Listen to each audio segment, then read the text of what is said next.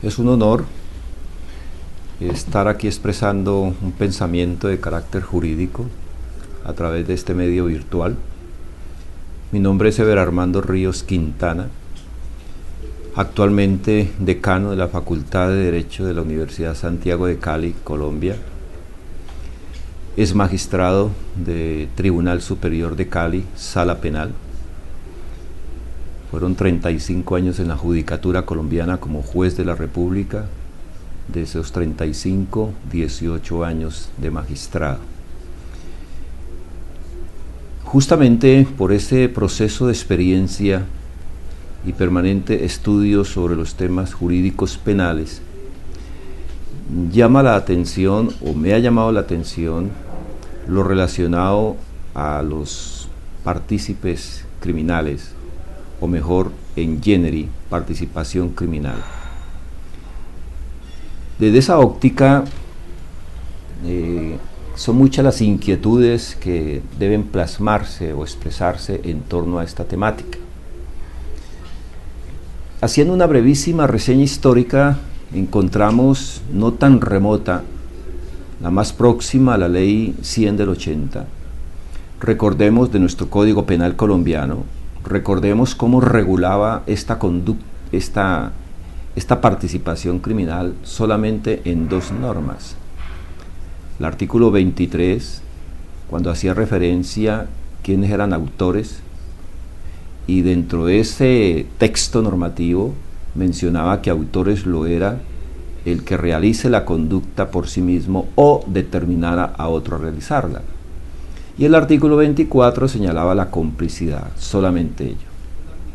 Ahora, con este nuevo Código Penal, digámoslo así, en un sentido relacionado con épocas, o mejor, con ordenamientos muy pretéritos, 599 del 2000, Código Penal colombiano, a mi modo de ver, se regula un poco mejor el fenómeno de participación criminal.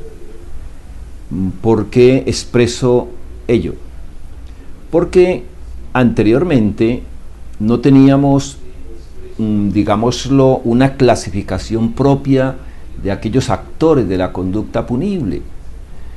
Ahora, en el artículo 29 y en el artículo 30, este ordenamiento penal del 2000, que empezó su vigencia en el 2001, regula de manera independiente quiénes son los autores y quiénes son los partícipes de esa conducta punible. En ese orden, en ese artículo 29, encontramos que son autores directos, o sea, los que realizan directamente la acción por sí mismo, los autores indirectos o los que realizan la acción a través de otra persona quien no puede reprocharse el comportamiento. A esto se les denomina doctrinariamente como autores mediatos.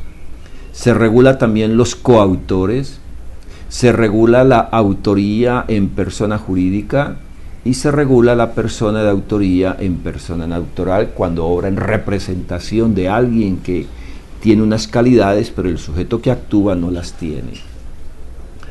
O sea que en esa parte, digámoslo, se regula mejor, toda vez que anteriormente no teníamos una preceptiva que regulara o manejara los coautores, la autoría mediata, el autor en persona jurídica y la autoría en representación de persona natural. De otra parte, en el artículo 30 del Código Penal se establece la presencia de los partícipes. Dentro de esos partícipes, la norma es clara en señalar que son partícipes de la conducta punible los determinadores y los cómplices. Y dentro de ese mismo texto, sin manejar el criterio de partícipes, pero aparecen dentro del rubro, figura el interviniente. ¿Qué quiero precisar frente al tema? A ver, trasladándome inicialmente al artículo 29, específicamente a los autores, lo que me ha llamado la atención es de cómo dentro del proceso de autoría de persona natural que obra en representación, ¿sí?, de alguien que que ostenta unas calidades especiales que el tipo penal exige, pero él, que está desarrollando la conducta, no las tiene. En otros términos, esa persona la están catalogando como autor sin ostentar una calidad especial que el tipo penal exige. En ese orden, cuando toque el tema de los intervinientes, voy a plantear la inquietud, pero desde ahora expreso un pensamiento. Cuando uno toca el tema del autor que obre en representación de una persona natural sin ostentar las calidades que el tipo penal exige, expresamos en su momento académicamente que en nuestro ordenamiento penal, por ejemplo, maneja en los delitos que atentan contra el patrimonio económico una figura típica que se llama disposición de bien propio gravado con prenda. En otros términos, ¿qué significa eso?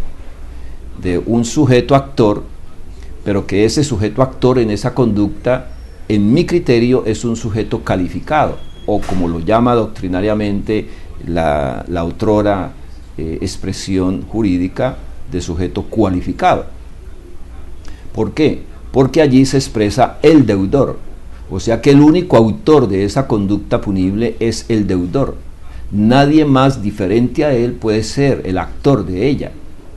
Entonces, ese autor, deudor, puede enajenar, puede ocultar, puede transferir un bien que tenga una garantía, o mejor, que se constituya en prenda de ese actor. Pero puede ocurrir que este autor deudor no desarrolle la conducta por sí mismo, sino que hay una persona, digámoslo, extraneus, o una persona particular sin ser deudor, quien obra en su representación y realice ese tipo de conducta. Así como está concebida la norma, la interpretación que le he dado no es otra distinta a que esa persona, sin tener los atributos o las condiciones de deudor, porque no las tiene, de acuerdo a cómo está concebido en la norma, ese sujeto, actor, es considerado autor de esa conducta, sin, digámoslo, ostentar esa calidad. Claro, como la norma lo dice de esa manera, pareciera ser que, de acuerdo al ejemplo que estamos dando, esa sería la consecuencia de expresar en un proveído en ese proceso de adecuación típica a una persona que no reúna las condiciones que el tipo penal exige como autor. Si eso es así, entonces nos trasladamos específicamente al artículo 30 del Código Penal, que maneja lo que se denomina partícipes. Dentro de esos partícipes sentimos, o mejor expresamos, que no hay ninguna discusión en la tradición normal jurídica que son partícipes de la conducta punible el determinador y el cómplice. Eso ya está reafirmado y así se debe concebir. Por eso, y quisiera hacer un paréntesis en este aspecto, por eso es que en ese otrora de la ley 100 del 80, y específicamente en el artículo 23, cuando se decía el que realice la conducta punible o determine a otro a realizarlo, allí se generaba una gran discusión, porque aparecía dentro del rótulo de autores a un partícipe determinante, pero se le está dando la categoría de autor. Por eso es que un pretérito lenguaje jurídico hablaba de una autoría intelectual, pero sabemos que una autoría intelectual no existe. Lo que existe es una participación determinante o un partícipe determinador. Por ello, aquí se concibe, digámoslo más técnicamente, ese actuar de un partícipe del delito distinto a lo que antes se denominaba una autoría intelectual, sobre la base que el artículo 23 regulaba esa conducta dentro de un rótulo de autores. Por eso, al inicio expresé que este articulado del 2000 que empezó su vigencia en el 2001 del Código Penal colombiano, pues regula mejor este tipo de conductas participativas en haceres punibles. ¿Qué se traduce de este articulado? La gran inquietud se presenta en torno a los intervinientes. Esos intervinientes, repito, aparecen en el último inciso del artículo 30, cuyo epígrafe es los partícipes. Pero ¿cuál es la característica de ese interviniente? Es el sujeto que participa en un recorrido criminal, ¿sí?, sin ostentar las calidades que el tipo penal exige. Allí ya con esta expresión pareciera ser que se encuentra una gran similitud con respecto al artículo 29, específicamente cuando el autor obra en representación de una persona natural, que hace un momentico me referí a ella. ¿Qué significa esto entonces? Si nosotros examinamos ese artículo 30 y en lo que concierne al interviniente, indudablemente tenemos que empezar diciendo que allí hace presencia lo que tradicionalmente se denomina unos sujetos intraneus y unos sujetos extraneus. Ese sujeto intraneus tiene una calidad o condición especial. Ese sujeto extraneus es cualesquier persona particular, tercero o extraño.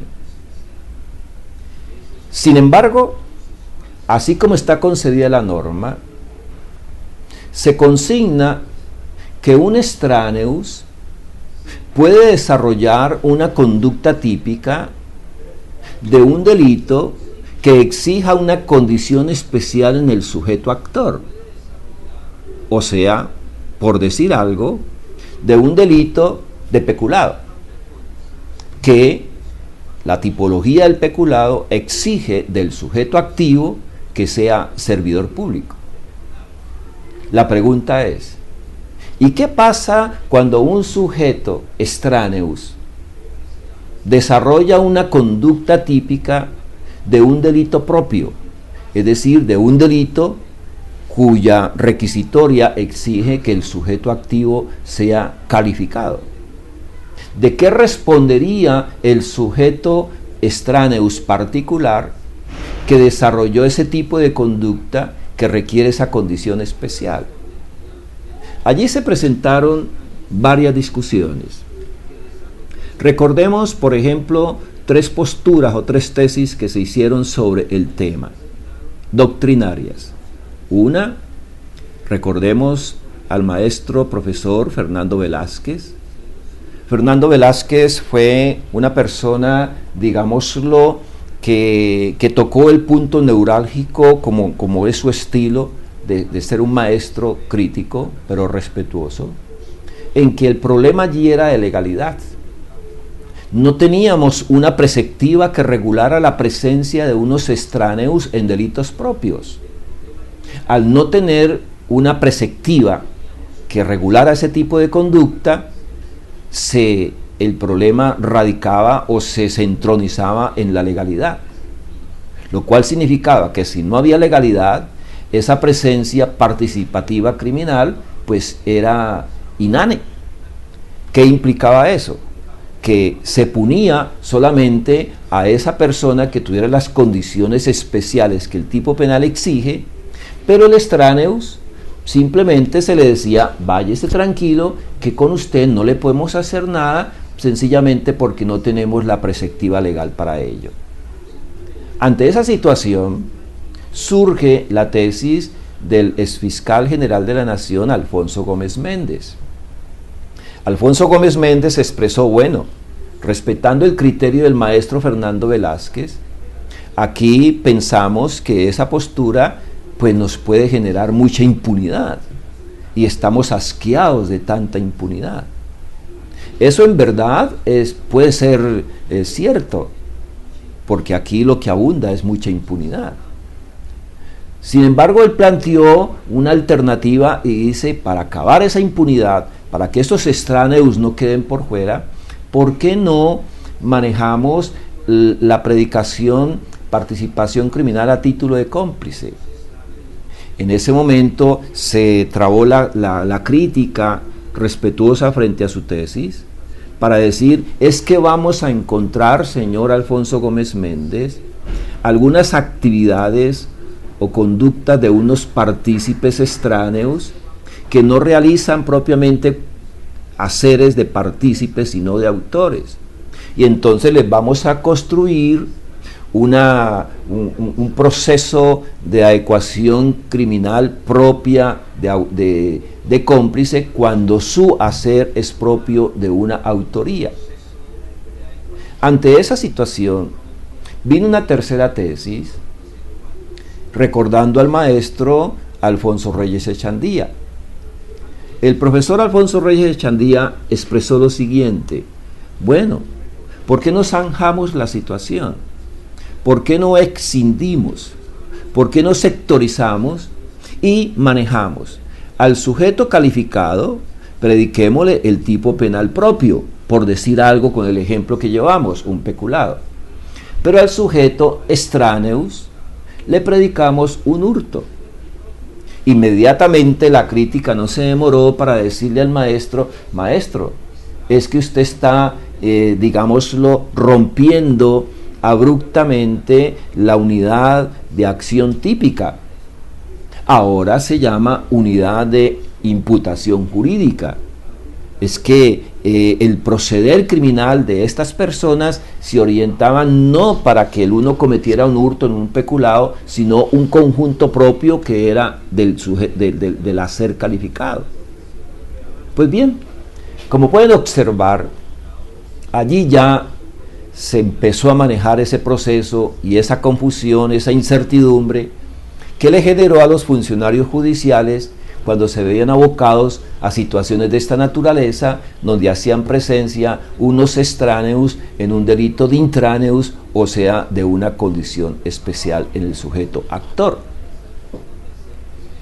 Ante esa situación surge una postura de la Corte Suprema de Justicia en el año de 1983, con ponencia del doctor Luis Enrique Aldana Rosso, que infortunadamente ya murió, donde la Corte Suprema, bajo un rótulo en su providencia, dice: la cualificación de sujetos no se exige ni para el determinador ni para el cómplice.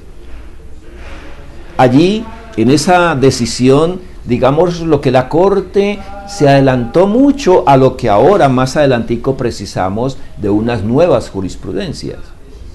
¿Qué dijo la Corte en ese entonces del 83 con esta ponencia? Señores, es claro que cuando un tipo penal exige una condición especial en el sujeto actor, indiscutiblemente el sujeto autor es el único que puede responder a ese título, porque es el único que recorre con su acción u omisión la legal descripción típica.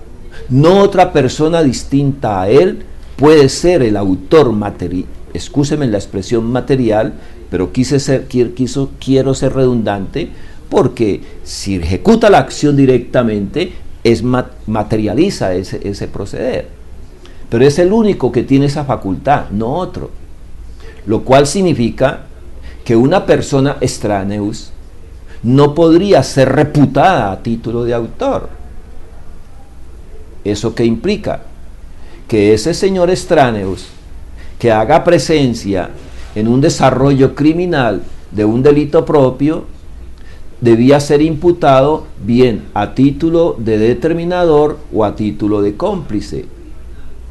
Allí la Corte fue precisa en afirmar que estas personas podían ser procesadas por ese delito propio, pero única y exclusivamente en esos dos renglones: a título de partícipe determinante o a título de cómplice, pero nunca de autor, porque pues no tiene la calidad exigida por el tipo, y el tipo exige que sea un servidor público para el caso del ejemplo que venimos trabajando. Y así, en ese proceder, las decisiones de los jueces, de tribunales, se empezó a manejar con ese criterio. Pero claro, en ese momento la Corte recibió una crítica. ¿Cuál crítica? Señores Corte, ustedes están legislando. Y están legislando porque esto es propio del organismo legislativo. A través de este proceder jurisprudencial usted no podía entrar a realizar procesos de adecuación típica de unas personas que realizan haceres criminales, pero les está dando la categoría de determinantes y cómplices.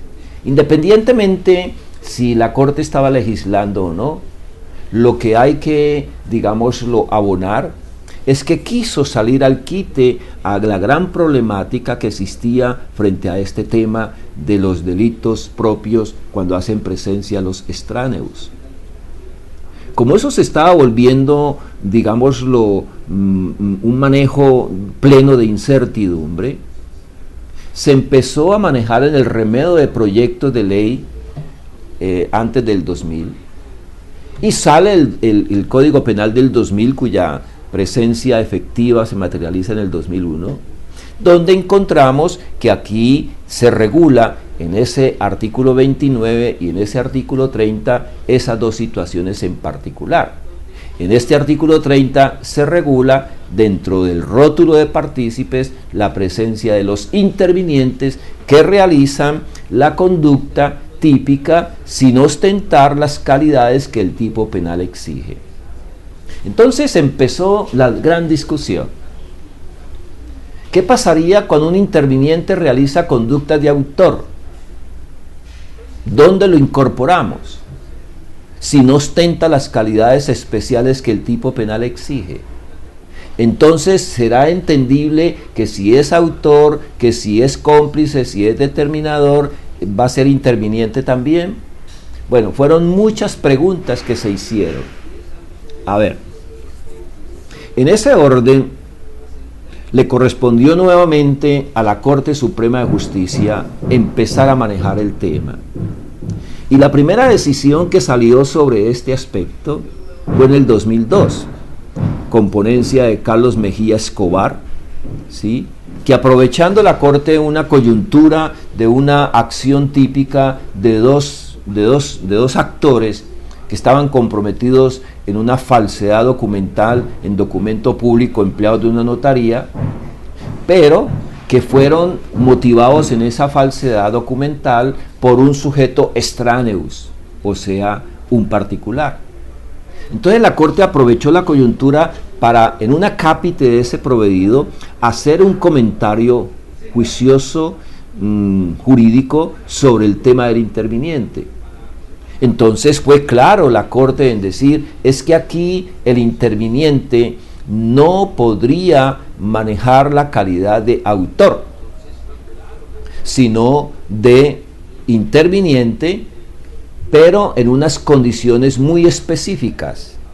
Es decir, en otros términos, el interviniente nos daba la impresión que por haberlo puesto en el artículo 30 del Código Penal, en el título de partícipes, podía realizar las conductas siempre del extraneus, que apareciera en un delito propio, sería procesado por un interviniente.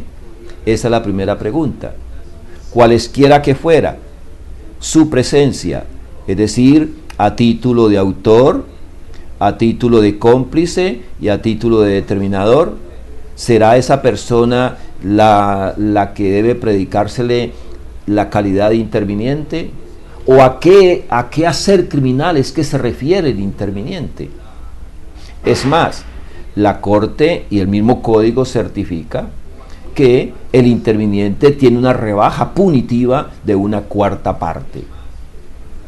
Entonces, empezó la discusión.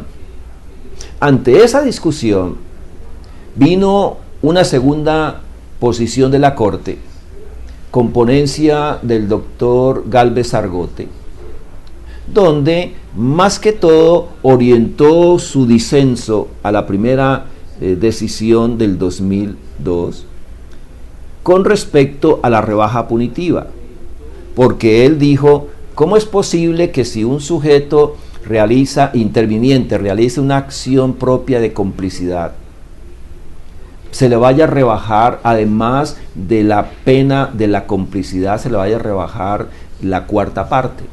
Sería una doble rebaja. En ese orden trabajó el doctor Gálvez Argote, donde obviamente hay salvamento de voto. Entonces, a medida que uno empezaba a leer estos provedidos, siempre se expresa esa gran inquietud. ¿Cuál es la verdadera presencia de interviniente en un proceso penal? ¿A título de autor o es siempre en todo?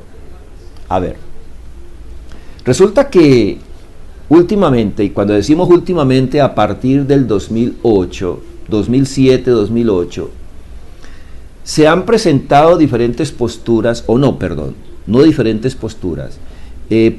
posturas de la Corte Suprema de Justicia que ya nos permite, digámoslo, dar precisiones sobre el tema. Una postura de Yesí Ramírez Bastidas, con ponencia de él, otra postura del doctor Zapata, magistrado de la Corte, Sala de Casación Penal, donde nos está indicando lo siguiente. A ver, los intervinientes, es verdad, aparecen en el artículo 30 del Código Penal,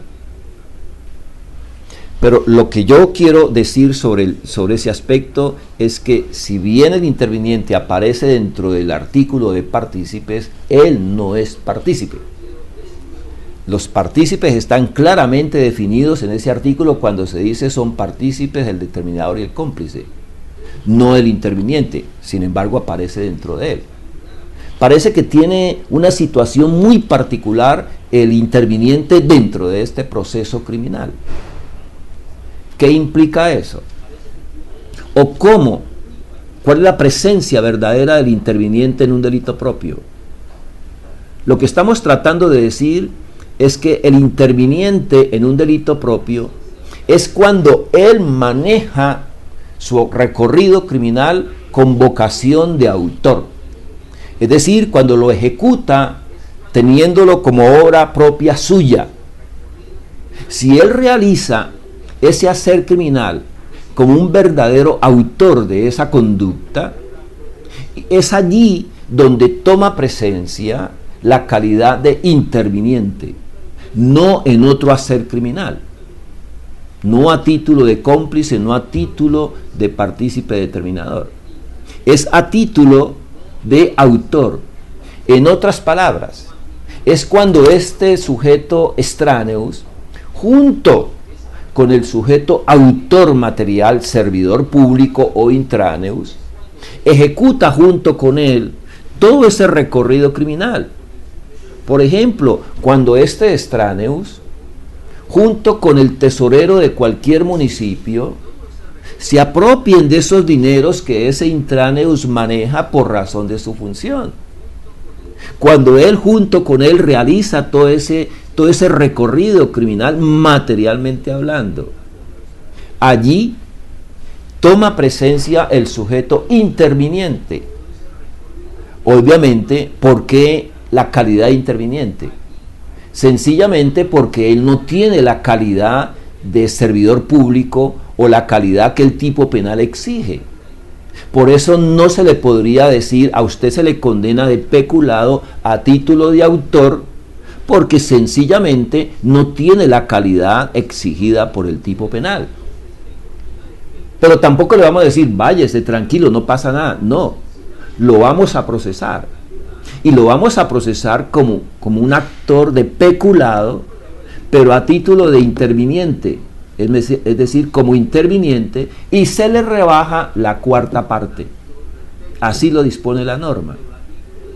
Entonces, es en ese enfoque Es en ese norte en que nosotros debemos tener claridad en que el interviniente hace presencia como tal cuando desarrolla conductas propias de autor.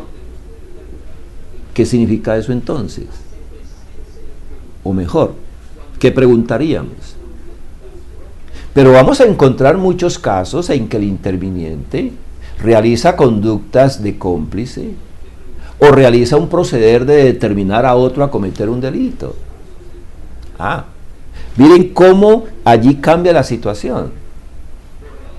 Para decir, ese interviniente que realiza conductas de ayuda o de determinación, ¿sí?, pues es extraneus mejor, que realiza conductas de determinación o de ayuda, colaboración, no podemos predicarle la categoría de interviniente.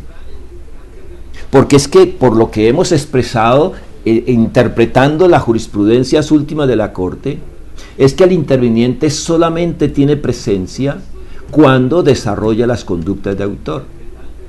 Entonces, preguntaríamos, ¿y qué participación criminal se le endilgaría al extraneus cuando le colabora al servidor público para que se apropie de unos bienes, por decir alguna cosa?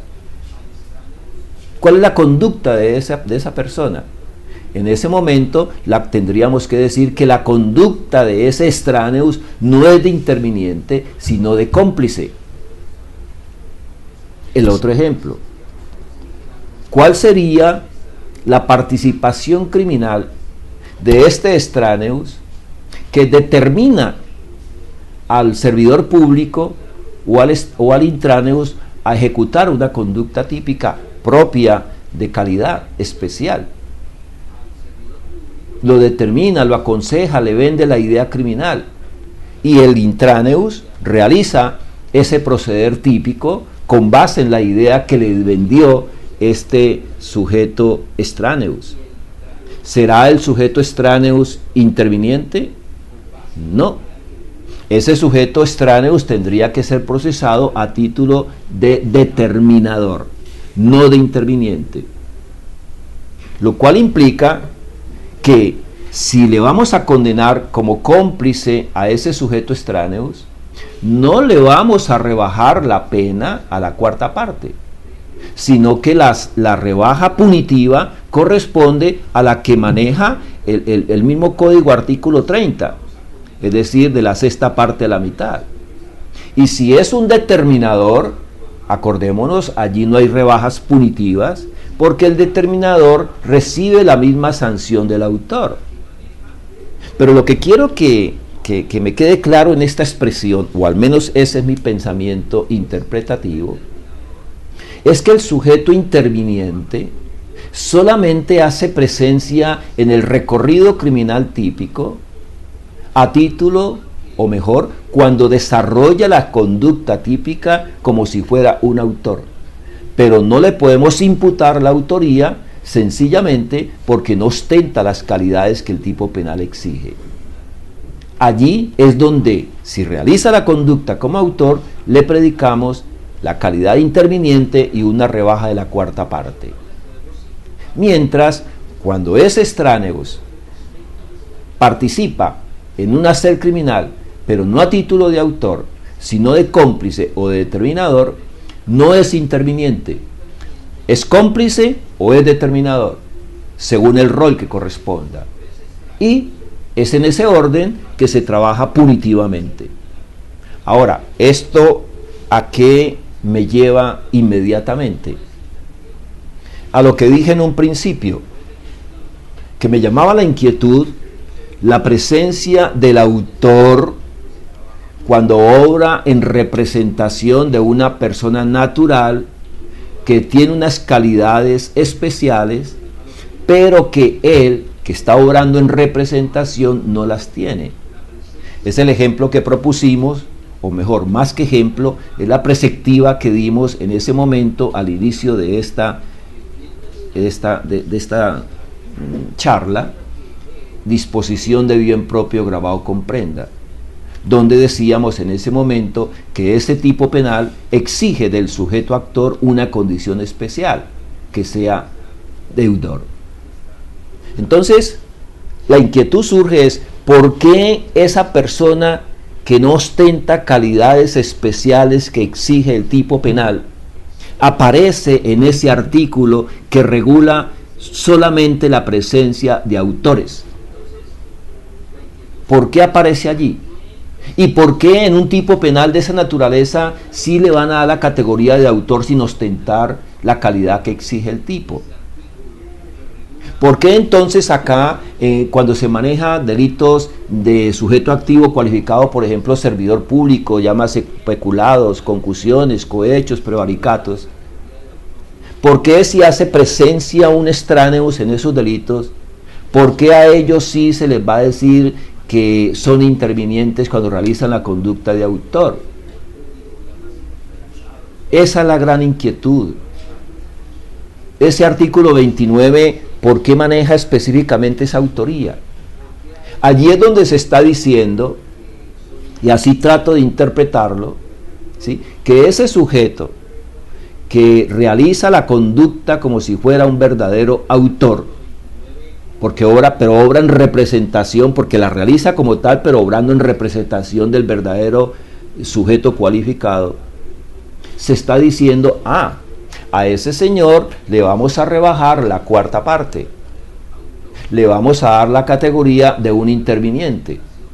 Entonces allí me parece que hay una gran dicotomía que hay que aclararla, porque por un lado tenemos una preceptiva propia con epígrafe que regula conductas de autores, donde aparece el autor que obra en representación de una persona natural sin ostentar las calidades que el tipo penal exige de la persona que está representando. Pero acá, frente a un hacer de un servidor público, para el caso de un peculado, esa persona que obra de autor, sí le vamos a dar la categoría de interviniente. O sea que podemos interpretar que también en ese artículo 29 hace presencia el interviniente cuando él obra en representación de una persona natural sin ostentar la calidad especial que exige el tipo. ¿Será interviniente? Entonces, allí me parece que es importante manejar sobre el tema para presentar posiblemente cuando se venga una reforma, tratar de aclarar esta situación y no generarle tanta ambigüedad, tanta incertidumbre a los funcionarios o a los intérpretes del derecho cuando toman sus decisiones o cuando discutan sobre el tema. Debe haber más armonía, más congruencia en estos pensamientos jurídicos, porque recordemos que la ley no está para generar incertidumbres, generar excitaciones en torno a procesos de adecuación típica. Por eso recordemos esa figura que hace referencia a la tipicidad. La ley penal definirá de manera clara, expresa e inequívoca cada una de las características especiales del tipo penal. Si eso lo está diciendo la norma, ¿por qué también no nos orientamos a regular con ese proceso inequívoco, claro, expreso, con respecto a participaciones criminales, para no ofrecer este tipo de incertidumbres y dudas que no le hacen ningún beneficio a la juridicidad, y en este caso a la juridicidad colombiana? Por eso mi propuesta radica fundamentalmente en ello.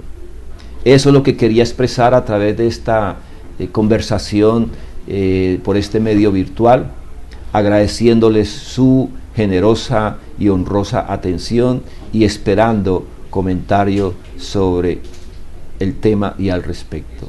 Infinita gratitud.